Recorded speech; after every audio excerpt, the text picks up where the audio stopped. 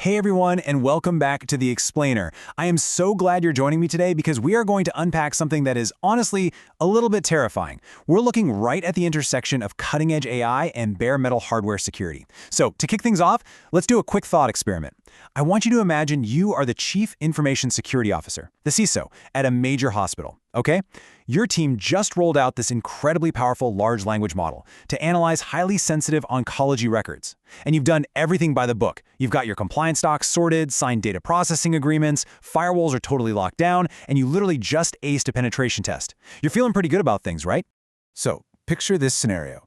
Your perfectly secure LLM just finished crunching a highly confidential patient file. We're talking diagnoses, treatment plans, prognoses, the whole shebang, all protected by strict medical secrecy laws. Your centralized logging does its thing, and the session safely wraps up. Your SIEM, your Security Information and Event Management System, happily spits out a log, session closed at 9:47. You glance at your dashboards, everything is green, the data's processed, the connection is completely terminated, and all your million-dollar enterprise security tools are assuring you that your environment is locked up tight. But here is the twist. If you had the ability to look directly into the physical memory, the VRAM of that server's GPU just 5 minutes later at 9:52, you'd be in for a shock. The tokens representing that patient's most sensitive medical data, they are still physically sitting right there. They haven't gone anywhere. They're just hanging out in the memory blocks, waiting around to eventually be overwritten by whatever process comes next. And honestly, the scariest part of all this is that your SIEM doesn't see it. Your endpoint detection and response tools, they don't see it either. Your firewalls are literally completely blind to this. Okay, let's get into section 1, the GPU blind spot. So why are our traditional enterprise security tools failing so hard at detecting highly sensitive data just sitting around in memory? Well, it really comes down to two completely different design philosophies. Think about standard CPU RAM. Your operating system, like the Linux kernel, acts like a bodyguard. Before it hands a block of memory over to a new application, it meticulously wipes it clean by overwriting the old data with zeros. It's a standard, well-documented security measure, so one program can't steal another's secrets. But GPU VRAM, the memory used by those massive AI chips like NVIDIA A100s or H100s, yeah, it plays by a completely different set of rules. The CUDA runtime that manages this memory marks blocks as available when an AI finishes up, sure, but it prioritizes raw, blazing speed over data confidentiality, meaning it just leaves the old data completely untouched. And you need to understand, this is not a glitch. It's not a bug. It is a very intentional design choice. It's kind of like a super busy hotel refusing to clean the rooms between guests just so they can check the next person in a few seconds faster. Imagine a new guest walks in, and the previous guest's luggage is literally still sitting on the bed. It sounds wild, but that is exactly what is happening inside your multi-million-dollar AI infrastructure. The GPU leaves the data exactly as it was, purely in the name of performance. And let's look at how this threat has evolved. Because this isn't just some theoretical software bug. Actually, scratch that. It's an undeniable physics problem spanning multiple hardware architectures. Way back in 2014, we had Rowhammer on standard RAM, where researchers proved they could physically flip memory bits just by hammering adjacent cells. Fast forward to January 2024, and researchers dropped LeftoverLocals, empirically proving that unzeroed data could be stolen across 7 different GPU architectures. And looking ahead to 2025, we're staring down GPUhammer, which adapts that original Rowhammer attack directly to modern GPU GDDR6 memory. It just goes to show that this VRAM vulnerability is a fundamental semiconductor physics challenge. Moving right along to section 2, the dangers of the KV cache. All right, so we know the bare metal hardware prioritizes speed over wiping data. But how exactly does this bubble up to the application layer? Enter the KV cache, or key value cache. When a large language model processes a prompt, it does a ton of heavy lifting, calculating massive mathematical matrices, the keys and values, for every piece of text. To avoid redoing that heavy math every single time, AI frameworks cache these intermediate vector representations right there in the VRAM. But remember, these vectors aren't just random gibberish. They actually retain enough mathematical information to perfectly reconstruct the sensitive data they represent.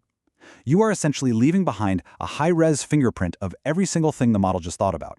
And this is where things get genuinely risky for enterprise environments, especially when we talk about multi-tenancy, when multiple users are sharing the exact same infrastructure. Take vLLM, for example, which is hugely popular right now. If you look at vLLM issue number 44181, you'll see that when a session ends, the framework frees up the metadata, saying, hey, this space is available. but explicitly leaves the actual GPU tensors on 0 to save CPU cycles. And it gets crazier. Features like prefix caching intentionally share these unzeroed blocks between different users to speed up overlapping prompts. If you're running a multi-tenant environment, you absolutely must have explicit isolation. As a quick mitigation, experts strongly recommend passing the disable prefix caching parameter to stop this intentional memory sharing in its treks. But wait, it gets even stickier. 90. That is the number of minutes, an hour and a half, that AI model waits can sometimes persist in the Linux page cache after the application has completely closed. Why? Because LLMs are massive. We're talking hundreds of gigabytes, so they're loaded into memory using memory-mapped I/O, or mmap. When the session finally closes, Linux doesn't just instantly flush this from RAM unless there's heavy memory pressure. So traces of your most sensitive data can just hang out in the system cache for up to 90 minutes, completely invisible to your standard security monitoring. Which brings us to Section 3, IOMMU in the physical layer. So if the OS is casually hanging on to data for 90 minutes, how on earth do we build walls between users? Well, that's where the IOMU comes in, the Input-Output Memory Management Unit. Think of this as an essential piece of hardware on your motherboard that acts as a ruthless bouncer. Without it, a peripheral device, like your GPU, could theoretically access any part of your system's physical memory directly. But when you configure the IOMU properly, it restricts that direct memory access. It guarantees that a GPU assigned to one virtual machine absolutely cannot peek into the physical memory spaces that belong to another. It's your ultimate hardware-level isolation. And this hardware isolation is exactly why national cybersecurity agencies, like France's ANSI, are putting out strict guidelines. Their PA 102 recommendations hit the nail on the head. You have to dedicate GPUs based on data sensitivity levels. You must verify that your IOMU is actively configured to enforce that isolation. And this next part is absolutely crucial, because NVIDIA's CUDA drivers operate at ring 0, which is literally the highest privilege level in your operating system. You need to inventory the exact SHA-256 hashes of those driver binaries. You have to be sure they haven't been tampered with, because if a hacker compromises a ring 0 driver, they just bypass your IOMU completely. Let's dive into our final section, Section 4, the non-intrusive audit. Okay, so we know the threat is totally real. The memory management is messy, and the stakes for multi-tenant environments are incredibly high, which naturally leads to the big question, why don't we just scan the VRAM in production to see if sensitive data is hanging around? It's a fair question, but doing that introduces the classic observer's paradox. If you try to inject code to forcibly scan a live, breathing vLLM process on a cluster of heavily loaded A100 GPUs, you risk catastrophic out-of-memory crashes. You could corrupt ongoing sessions and trigger a massive restart that takes down the entire system for everyone. You basically break the system just by looking at it too closely. To get around this nightmare, security firms like Scanalys came up with a really elegant methodology. They completely separate the capture phase from the analysis phase. Step 1. The client uses completely standard native OS tools like G-Core on Linux to generate a point-in-time memory dump. This has near zero impact on the live production process. Step 2. That dump is securely transferred offline.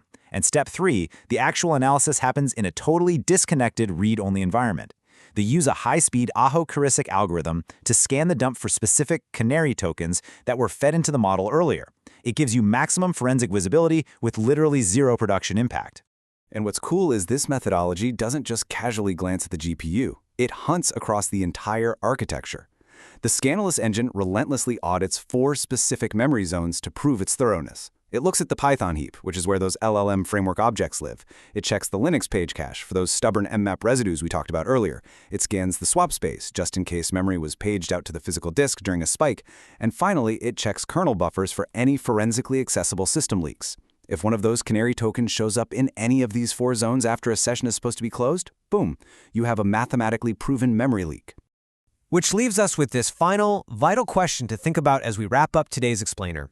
You've got the firewalls, you've checked all the compliance boxes, and your SIEM dashboards are glowing a beautiful, reassuring green, but are you absolutely certain your AI deployments are actually forgetting what you tell them? Because as we've seen today, what your software says is closed might still be physically sitting right there in the hardware, just waiting to be found. Take this knowledge, go evaluate your own multi-tenant infrastructure, and make sure your blind spots are well covered. Thanks so much for joining me on this deep dive, and keep learning.